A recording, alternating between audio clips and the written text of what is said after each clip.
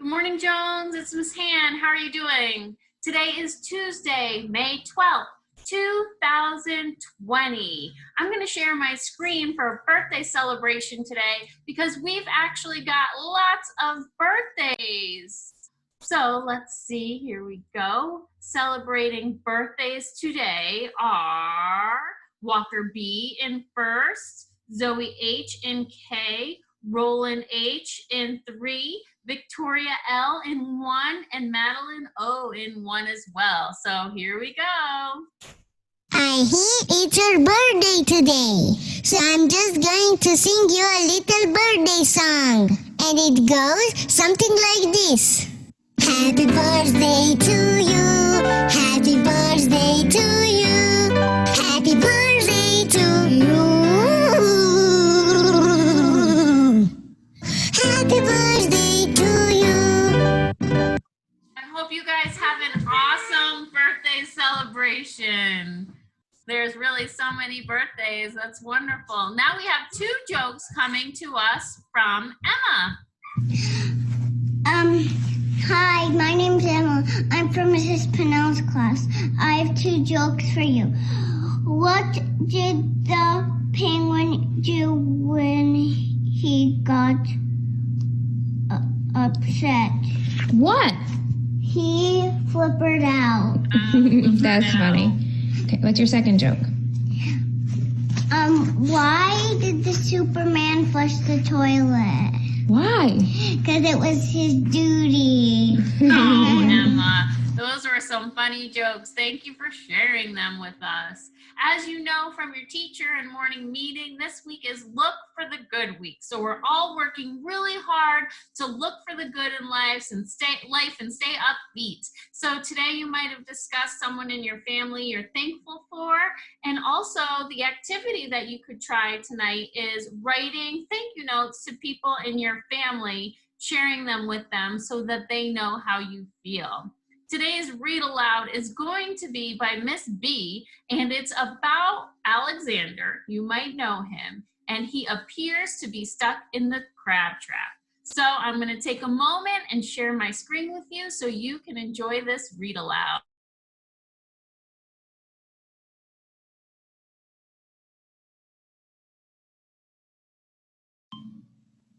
Hi, Melissa Jones friends. I miss you all, but I want to thank you for joining me for a read aloud today, something I love to do with you. The book that I've chosen has the same main character as another book that you might have heard of. Maybe you've read it. Maybe you've seen a movie that it was turned into. The other book is called Alexander and the Terrible, Horrible, No Good, Very Bad Day. Well, at home, I have Alexander, who's not, do you hear me? I mean it, going to move. The author is the same. The author is Judith Viorst, and I'm reading this book with permission from the publisher, Simon & Schuster Publishing. So let's get started with our read aloud. Alexander, who's not, do you hear me? I mean it, going to move. They can't make me pack my baseball mitt or my I Love Dinosaurs sweatshirt or my cowboy boots. They can't make me pack my ice skates, my jeans with 8 zippers, my compass, my radio, or my stuffed pig. My dad is packing. My mom is packing. My brothers Nick and Anthony are packing. I'm not packing. I'm not going to move.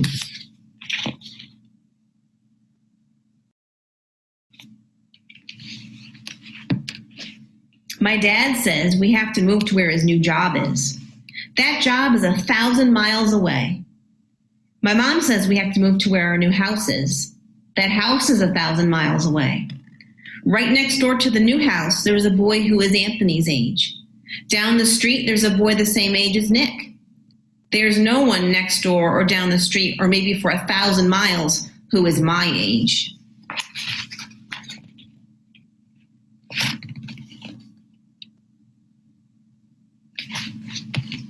I'm not. Do you hear me? I mean it, going to move.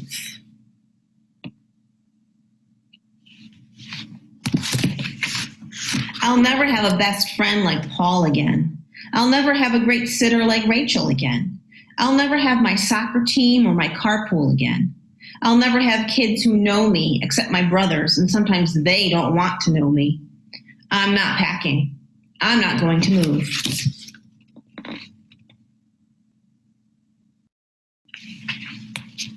Nick says I'm a fool and should get a brain transplant. Anthony says I'm being immature.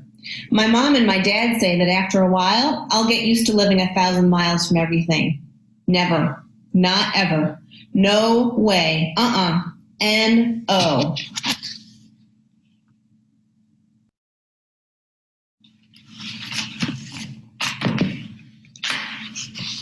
I maybe could stay here and live with the Baldwins. They've got a dog. I always wanted a dog.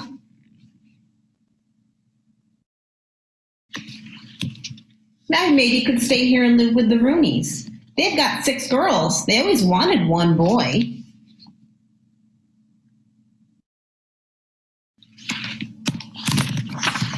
I maybe could stay here and live with Mr. and Mrs. Oberdorfer. They always give great treats on Halloween.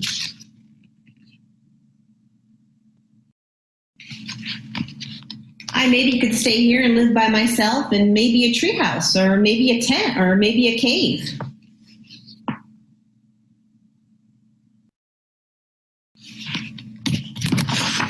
Nick says I could live in the zoo with all the other animals. Anthony says I'm being immature. My dad says I should take a last look at all my special places. I'm taking a look, but it won't be my last.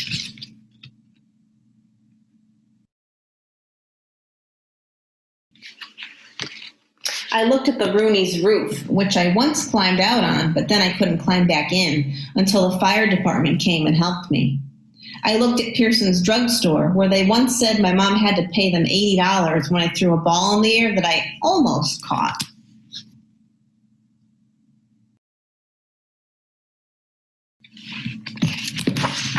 I looked at the lot next to the Alberts house, where I once and for all learned to tell which was poison ivy.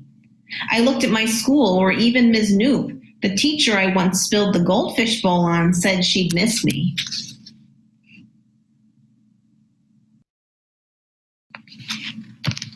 I looked at my special places where a lot of different things happened. Not just different bad, but different good. Like winning that sack race, like finding that flashlight, like spitting farther than Jack 3 times in a row.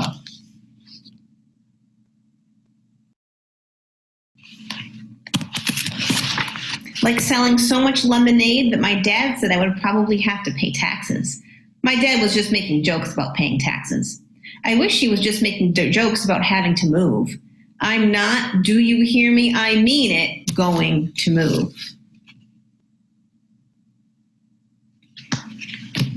Nick says I'm acting like a puke face. Anthony says I'm being immature. My mom says to say a last goodbye to all my special people. I'm saying goodbye, but it won't be my last.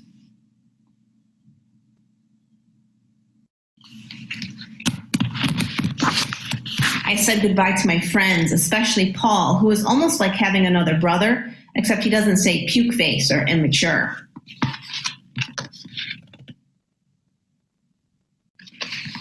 I said goodbye to my neighbors, especially Swoozie, who is almost like having a dog, except she's the Baldwin's dog instead of mine.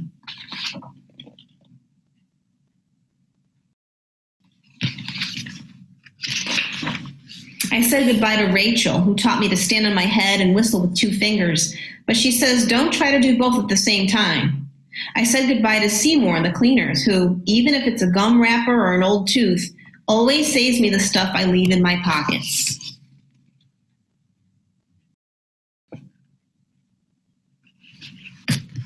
I said a lot of goodbyes to a lot of people and got a lot of hugs and kisses, enough hugs and kisses to last for a person's whole life. I said a lot of goodbyes, except I'm staying right here. I'm not going to move.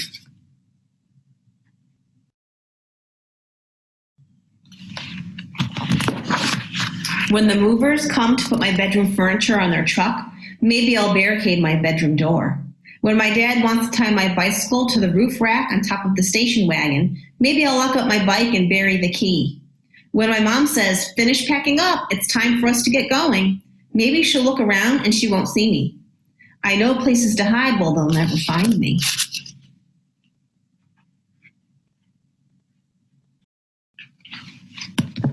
Like behind the racks of clothes at Seymour the Cleaners. Like underneath the piano in Eddie's basement. Like inside the pickle barrel at Friendly's Market. Or maybe I could hide in the weeds in the lot next to Albert's house, now that I know how to tell which is poison ivy. I'd rather have poison ivy than have to move.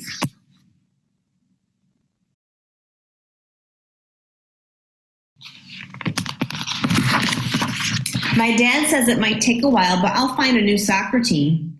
He says it might take a while, but I'll find boys my age. He also says that sometimes when a person moves away, his father might need to let him get a dog to be his best friend till he makes some people friends. I think that Swoozy too would be a good name.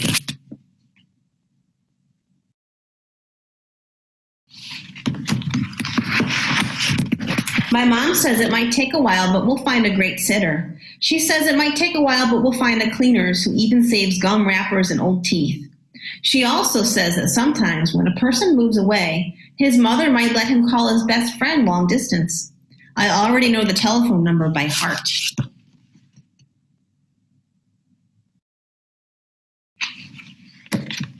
Paul gave me a baseball cap.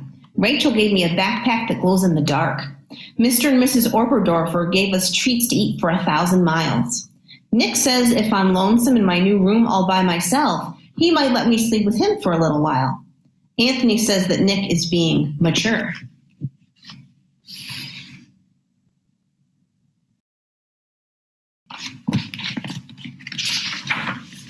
My dad is packing. My mom is packing. My brothers Nick and Anthony are packing. I don't like it, but I'm packing too. They better not try to move any more when we get where we're going to go.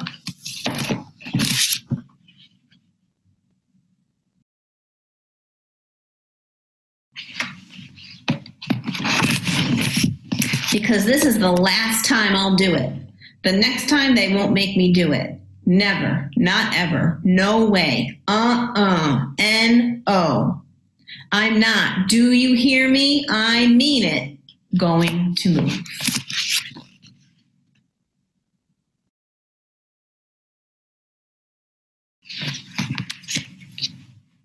The end. I hope you enjoyed another story with that Alexander. He's quite the character. Have a good rest of the day. Thanks, Miss B, for that read aloud. Alexander was not feeling so great about moving, and I know that we have some students who are moving shortly or moving by the end of the year, and it can be challenging and make you feel a little badly to leave your home and your friends.